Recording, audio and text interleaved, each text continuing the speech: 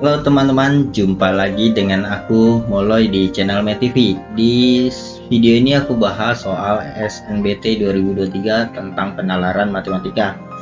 Nah, nanti di akhir video kalau teman-teman rasa bermanfaat, teman-teman boleh subscribe channel MetTV supaya aku juga semangat untuk buat video untuk teman-teman belajar.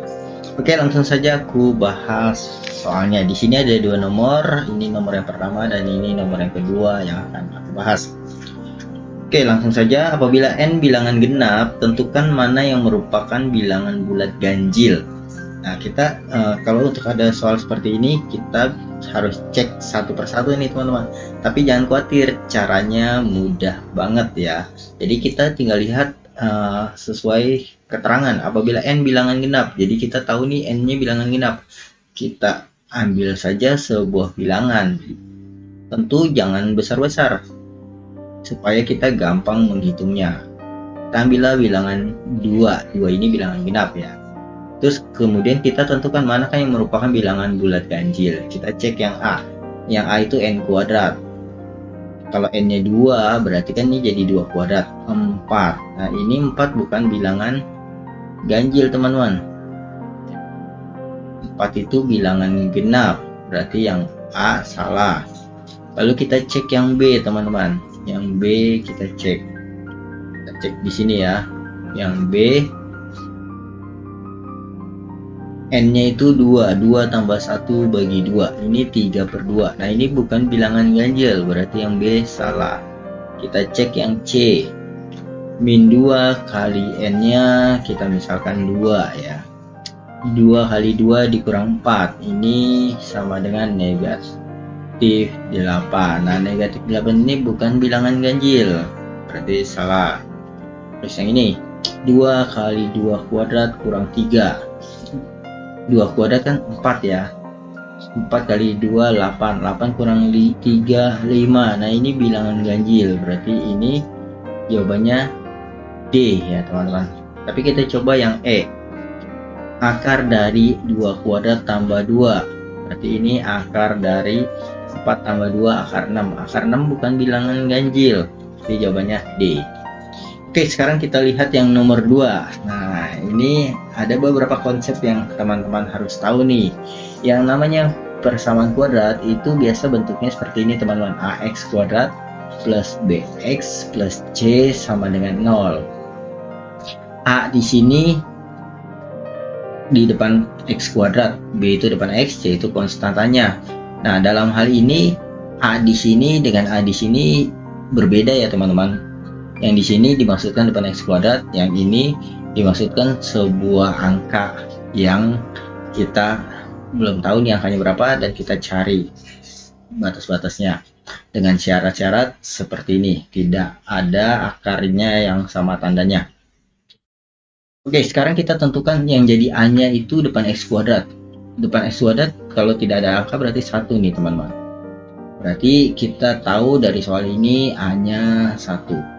Kemudian B-nya depan X. Depan X itu min 2A. Jadi kita tahu B-nya min 2A. C-nya itu konstantanya yang ini teman-teman. C-nya sama dengan A plus 2. Oke, kemudian dibilang tidak punya tanda yang sama akar-akarnya. Nah, kalau misalkan akar-akarnya ini X1, X2 teman-teman, kita harus tahu rumus kalau dikali itu sama dengan rumusnya C per A teman-teman. Ini bagi ini. Nah, kalau dijumlah ini hasilnya min B per A gitu ya. Terus kita juga harus tahu ada rumus D. D itu rumusnya B kuadrat min 4AC. Nah, gunanya buat apa? Kita lihat untuk soal ini teman-teman. Kalau akar-akarnya tidak ada tanda yang sama, artinya satunya positif, satunya negatif gitu ya. Tandanya kan tidak sama. Nah, kemudian ini tandanya tidak sama, berarti kita bisa pakai konsep yang perkalian nih teman-teman. Kenapa? Karena kita tahu kalau tandanya tidak sama berarti X1 dikali X2 pasti hasilnya negatif, lebih kecil dari 0. Kenapa? Karena beda tanda, satu positif, satu negatif. Kemudian kita masukkan rumusnya. X1 kali X2 itu C per A. C-nya itu yang ini A plus 2 per A nya itu depan X kuadrat 1. Berarti kita dapat A nya kurang dari negatif 2. Tapi tunggu dulu teman-teman, ini masih ada syarat kedua. Ini syarat pertama nih, kalau beda tanda seperti ini berarti kalau dikali negatif. Nah, terus syarat kedua, kalau beda tanda berarti dia punya dua akar. Nah, dalam persamaan kuadrat kalau tidak punya akar,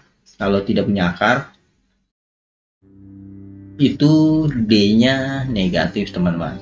Terus kalau punya satu akar, atau biasa dibilang akarnya kembar, nah itu D-nya sama dengan 0. Terus kalau dia punya dua akar, itu D-nya lebih besar dari 0. Kemudian ini Tihan bilang tandanya berbeda, berarti punya dua akar kan? Punya dua akar berarti D-nya lebih besar dari 0. Kita masukin rumus ini.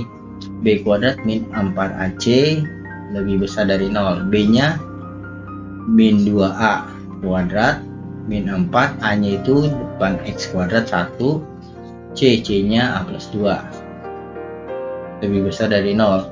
4A kuadrat min 4A min 4 lebih besar dari 0. Ini kita bisa bagi 4 semua teman-teman, kali 1/4, ini jadi A kuadrat min A min 1. Kemudian kita faktorkan. A min 1, terus kemudian ini 8 ya teman-teman, min 4 kali 2 min 8 nih, min 8 ya. Ini berarti kalau dibagi 4 jadi 2 ya teman-teman. Nah, berarti kita faktorkan A plus 1 sama A min 2 ya. Nah, berarti kita bisa bikin garis bilangan. Di sini A-nya min 1, terus ini A-nya 2. Kemudian kita pakai sembarang angka di mana aja, boleh 1, boleh 2, boleh 3. Jadi boleh daerah 1, daerah 2, daerah 3. Kalau di antara min 2 sama 2 itu ada angka 0, kita masukin A-nya 0. Kalau di sini kita pakai angka 0, kalau A-nya 0 berarti kan jadi 0 tambah 1 dikali 0 kurang 2. Nah, ini kan 0 tambah 1 kan 1 dikali min 2 negatif ya, berarti di sini negatif teman-teman. Karena ini persamaan kuadrat, biasa selang-seling, negatif, positif, negatif. Terus yang kita ambil yang lebih besar dari 0. Yang lebih besar dari 0 berarti positif. Positif ini. Nah, sekarang syarat 2 ini kita iris teman-teman, karena harus memenuhi kedua syarat ini. Berarti yang pertama dibilang harus lebih kecil dari min 1 atau harus lebih besar dari 2. Terus yang ini lebih kecil dari negatif 2. Nah, maka yang memenuhi kedua syarat ini yaitu daerah yang ini teman-teman. Ini memenuhi syarat yang kurang dari min 1 dan memenuhi syarat ini teman-teman. Jadi yang tepat jawabannya ya X kurang dari min 2. Oke teman-teman, semoga video ini bermanfaat untuk kamu belajar. Sampai jumpa di video aku selanjutnya. Bye bye.